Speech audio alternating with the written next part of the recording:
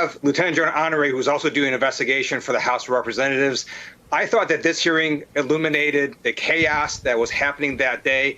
I previously served on active duty, and we would do all sorts of exercises. And I can tell you, during these exercises, it was always chaos. So this was an actual event happening, and I can see why you might have timelines that didn't match up. But at the end of the day, there was one person who could have sent it a national security. That was a former president, and he refused to do so. As his conversation with Kevin McCarthy showed, he simply was not interested in doing that. How are you going to get answers to that question of what the president was doing, how long it took him to do it? How do you find out that information? Are you going to get it from Pentagon officials next week? So hopefully people who are of good conscience will step forward and tell us what they know. At the end of the day, we can also issue congressional subpoenas.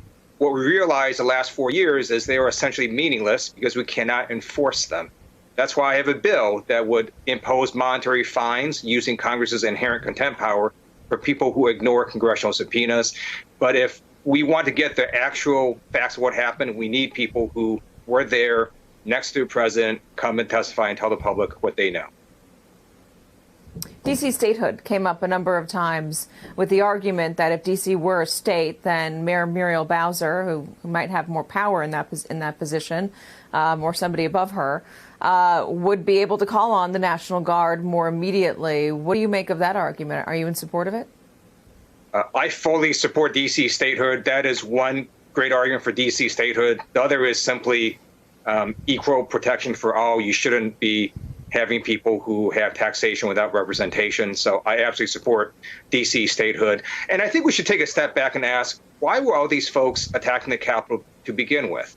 It was because of the big lie. They believed that the election was stolen, which is false. And if Republicans want to reduce the risk of further political violence, they just have to say one simple, truthful sentence: the election was not stolen.